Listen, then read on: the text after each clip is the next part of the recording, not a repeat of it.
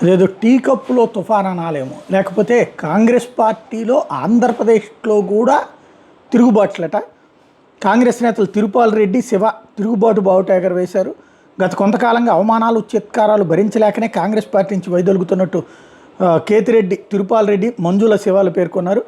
ఆ మేరకు పార్టీ పదవులకి, సభ్యత్వానికి రాజీనామాలు చేసి తమ రాజీనామా పత్రాలను అధిష్టానికి పంపినట్టు ప్రకటించారు. కాంగ్రెస్ పార్టీలో కష్టపడే నాయకులకు విలువ లేదు. 2024 ఎన్నికల్లో ప్రత్యర్థుల నుండి మా మీద ఒత్తిడి వచ్చినా ఏమాత్రం బెదరకుండా కాంగ్రెస్ పార్టీ తరఫున పులివెందుల పట్ల ఏజెంట్ కూర్చున్నాం. ఇందుకు మాజీ మంత్రి వివేక సతీమణి సౌభాగ్యమే సాక్ష్యం. మేము శక్తి మేరకు నిలబడి గట్టిగా పోరాటం చేయడం వల్ల 2024 ఎన్నికల్లో కాంగ్రెస్ పార్టీకి 10,000 ఓట్లు వచ్చినాయి. కాంగ్రెస్ పార్టీలో చేరినప్పటి నుంచి అంకితభావంతో సేవలు అందించాం. కాంగ్రెస్ పార్టీ తలబెట్టే ప్రతి కార్యక్రమంలో ముందంజలో ఉన్నాం. ఒకరిద్దరు స్వార్థపరుల మాటలు విని కాంగ్రెస్ పార్టీ పెద్దలు మమ్మల్ని పక్కన పెట్టడం బాధించింది. ఇటీవల పులివెందుల ప్రాంతంలో ఈదురుగాలు వల్ల భారీ నష్టం జరిగింది. వేల ఎకరాల ఉద్యాన పంటలు నేలమట్టమై, కానీ దెబ్బతిన్న రైతులను పరామర్శించేందుకు షర్మిలారెడ్డి, జిల్లా అధ్యక్షురాలు విజయజ్యోతులు రావట్లేదు. ఇదే విషయంలో రైతులు ఆగ్రహం వ్యక్తం చేస్తున్నారు. కనీసం వాళ్ళని పలకరించే తీరిక కూడా లేదు అంటూ తీరిక కూడా లేదా అని రైతులు మమ్మల్ని ప్రశ్నిస్తున్నారు.